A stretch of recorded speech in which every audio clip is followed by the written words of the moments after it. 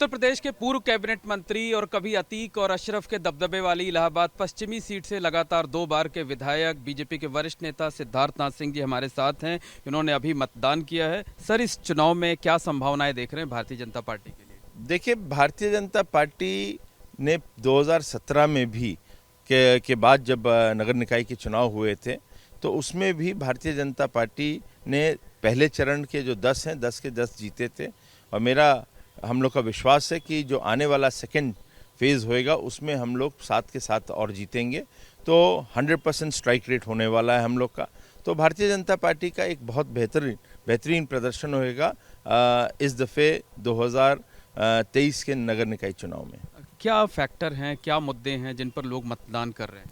देखिए, मतदान तो अन्य फैक्टर पे होता है, लोकल भी होता है, लेकिन कभी कभी एक फैक्टर होता है और कम देखा जाता है नगर निकाय के चुनाव में कि कानून व्यवस्था पूरे के पूरे उत्तर प्रदेश में एक सामान्य स्थिति के रूप में उसकी स्वीकृति हो रही है और वो बड़ा मुद्दा फिर बन गया है।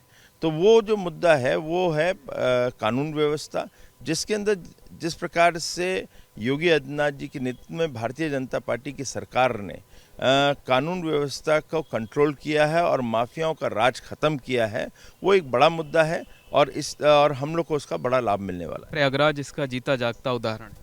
नहीं, प्रयागराज है ही है, क्योंकि प्रयागराज की जो एक आध्यात्मिकता और जो प्रयागराज की संस्कृति थी जो उसको लुप्त कर दिया गया था, जिस प्रकार से अतीक अहमद जैसे लोगों को पुरानी सरकारों ने उनको संरक्षण दिया था, आज वो ख़त्म हुआ है। जब वो ख़त्म हुआ है और प्रयागराज को वापस उसका स्थान मिल रहा है तो जनता उससे बहुत खुश है और इसका लाभ अवश्य मिलेगा। अच्छा, कुछ लोगों का कहना है कि अतीक अहमद के नाम पर वोटों का ध्रुवीकरण हो रहा है। मेरे समझ नहीं आता, जब क्रिमिनल है वो क्रिमिनल है, उसको मुसलमान को बदनाम करने में क्यों लगी रहती है ये विपक्ष के लोग? क्या क्रिमिनल मुसलमान है क्या?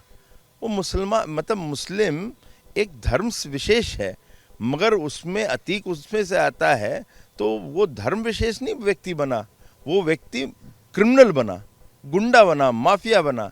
तो उससे ये जो कोशिश होती है कि सांप्रदायिकता की आग फैलाई जाए और वोट बटोरा जाए, ये भारतीय जनता पार्टी नहीं करती है। तो सांप्रदायिकता के नाम पर जो विपक्षी पार्टियां हैं वो ध्रुवीकरण की कोशिश करा रही हैं। ये सही है, उन लोग कोशिश कर रहे हैं, लेकिन वो भूल जाते हैं कि सबसे ज़्यादा कोई पीड़ित हुआ है, क्योंकि मैं उसी क्षेत्र का हूँ, वहीं से विधायक 2 दफ़े का हूँ। सबसे ज़्यादा कोई पीड़ित वहाँ पे हुआ है तो वो मुस्लिम समाज हुआ है। उन लोगों ने जिस प्रकार से कोई मदरसा कांड पढ़ ले तो वहाँ पे जो बच्चियाँ थीं वो कोई और नहीं थी, मुस्लिम बच्चियाँ थीं, वो अंसारी थीं। उनके साथ क्या हरकत करी थी, तो वो किसने करी थी? ये अतीक और उसके भाई ने करी थी, अशरफ ने। तो उसको सज़ा क्यों नहीं होनी चाहिए? ये सांप्रदायिकता की बात जो कर रहे हैं वो उनके पक्ष में खड़े होना चाहते हैं, तो वो बच्चियाँ क्या गलत थीं क्या? तो ये जो सोच है, ये सोच ख़त्म होनी चाहिए। और मैं हमेशा बोलता हूँ, अपने क्षेत्र में बोलता हूँ और आज आपके माध्यम से बोल रहा हूँ हर मुस्लिम समाज के लोगों को कि आप इनके जाल में मत फंसो। ये पार्टी है भारतीय जनता पार्टी जो न्याय कर रही है, और वो न्याय आपको और आपके घर वालों को मिलेगा जिनको अतीक जैसे लोगों ने पीड़ित किया है। अच्छा, एक और सवाल है कि प्रधानमंत्री नरेंद्र मोदी ने कल कर्नाटक में कहा कि जहां भी चुनाव हो वहां बटन तेजी से दबाइए और जय बजरंग बली का जयकारा भी लगाइए। तो आपने भी लगाया अभी जब बटन दबा रहे थे? हम लोग तो हमेशा लगाते रहते हैं बजरंग बली का और जय श्री राम का नारा, और अंदर ही अंदर गुनगुनाते भी रहते हैं, क्योंकि हमारे लिए वो धर्म है, हम उस धर्म से जुड़े हुए हैं। मगर विषय ये है कि कर्नाटका के चुनाव में जिस प्रकार से कांग्रेस का मैनिफेस्टो है, वो कहते हैं कि बजरंग बली का आप नाम ही नहीं ले पाओगे आगे से, हम तो बैन कर देंगे। ये गलत है। कोई इसको राजनीति से जोड़े, पॉलिटिकल उससे जोड़े, वो गलत है। ये एक धर्म है। कोई आप मुस्लिम जो है वो कहीं अल्लाह अकबर लगा रहा तो वो गलत नहीं है। तो जय श्री राम कोई लगा रहा है तो उसको आप रोक कैसे सकते हो? बजरंग बली बीजेपी की नैया पार लगा रहे हैं।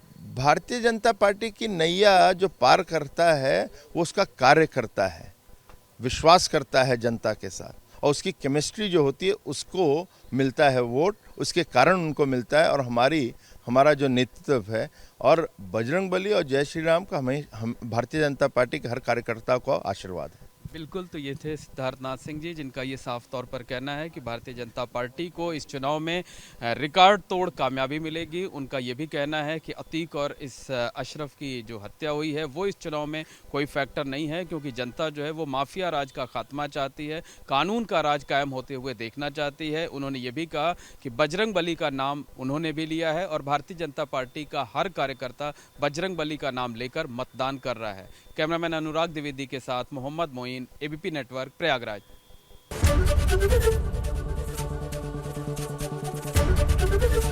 एबीपी गंगा, खबर आपकी, जुबान आपकी।